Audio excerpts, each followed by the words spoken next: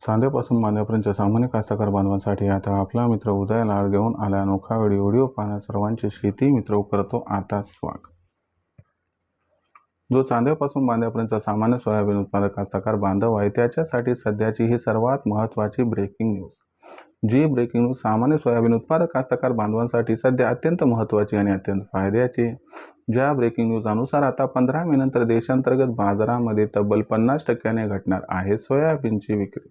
पण जो सामान्य सोयाबीन उत्पादक कास्तकार बांधव आहे तो मात्र सध्या विचारायला लागला की 15 मे नंतर देशांतर्गत बाजारामध्ये सोयाबीनची विक्री ही 50% का घटणार आहे।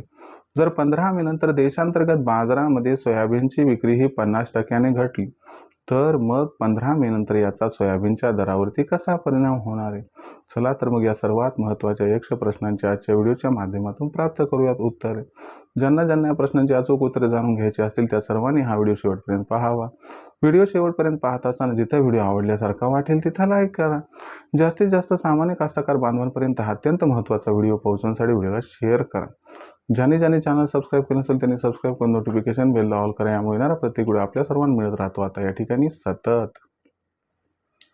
जो चांद्यापासून बांध्यापर्यंतचा सामान्य सोयाबीन उत्पादक कास्तकार बांधव आहे त्याच्यासाठी सध्याची ही सर्वात महत्त्वाची ब्रेकिंग न्यूज आहे की 15 मे नंतर आता देशांतर्गत बाजारामध्ये सोयाबीनची विक्री ही 50% घटणार आहे।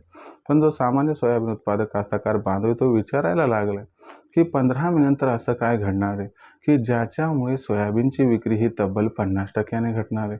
जर 15 मे नंतर सोयाबीनची विक्री ही 50% घटली तर यामुळे 15 मे नंतर सोयाबीनचा दर हा किती वाढू शकतो। चला सर्व प्रश्नांची अचूक उत्तरे इथं आता आपणास देतो। जर आपण सर्वांनी बघितलं तर सध्याच्या कंडिशनला जी सोयाबीनची विक्री होत आहे ती मागच्या वर्षीच्या तुलनेत जवळपास 30% कमी आहे। पण 15 मे नंतर याच्यामध्ये आणखीन कमतरता येऊन ही सोयाबीनची विक्री 50% घटणार आहे। मग मागच्या वर्षीपेक्षा यंदाच्या वर्षी 15 मे नंतर सोयाबीनची विक्री 50% का बरं घटणार आहे। तर यामागचं सर्वात महत्त्वाचं कारण म्हणजे यंदाच्या वर्षी झालेलं सोयाबीनचं उत्पादन रेकॉर्ड जे होतं ते खालच्या स्तरावर होतं। म्हणजे सोयाबीनचं उत्पादन तब्बल 25-30% घटलं होतं आणि सुरुवातीच्या फेजमध्ये जे सामान्य कास्तकार बांधव होते त्यांनी बऱ्यापैकी सोयाबीनची विक्री केली होती आणि सरकारने पण खरेदी केली। मग आता कास्तकार बांधवांकडे जास्त सोयाबीन शिल्लकच नाही, ज्यांच्याकडे आहे त्यांना विक्रीची गरज नाही आहे। त्यामुळे आपण जर बघितलं तर तो जो ट्रेंड आहे विक्रीचा तो 50% 15 मे नंतर घटणार आहे। आता हे कळाले की 50% विक्री घटणार आहे 15 मे नंतर तर मग याचा परिणाम सोयाबीनच्या दरावरती कसा होईल बरं। तर तुम्हाला सांगतो याचा परिणाम पॉझिटिव्हली होईल। सोयाबीनचा भाव यामुळे 6000 पर्यंत पोहोचेल सुद्धा। पण सोयाबीनचा भाव फक्त यावरती डिपेंड नाही आहे, तो आंतरराष्ट्रीय बाजारावरती डिपेंड आहे। जर समजा अमेरिका इराण संघर्ष सुरू राहिला, देशात 15 मे नंतर 50% सोयाबीनची विक्री ही घटली तर तुम्हाला सांगतो सोयाबीनचा भाव 6000 पर्यंत जाईल। पण सोयाबीनचा भाव यावर टिकणार नाही। म्हणून ही तेजी आली की आपण सर्वांनी सोयाबीनची विक्री करायची, कारण अमेरिकेत सोयाबीनचं पेरणीचं क्षेत्र वाढणार आहे।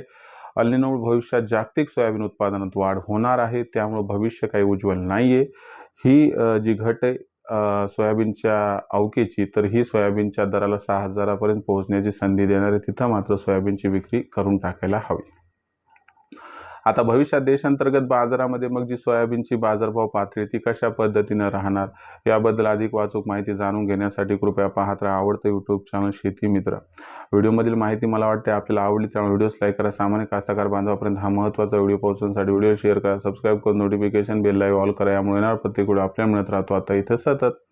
तर मित्रांनो अशाच एका नवीन व्हिडिओसह मी आपला मित्र उदय लाड आपल्या सर्वांना आवडतं यूट्यूब चॅनल शेती मित्र मिळत राहील सातत्याने। तोपर्यंत सर्व शेतकरी मित्रांचे आणि कास्तकार बांधवांचे आजच्या वेळेत आपला मित्र उदय लाड हा मनापासून व्यक्त करतो। आपल्या सर्वांचे खूप खूप आभार।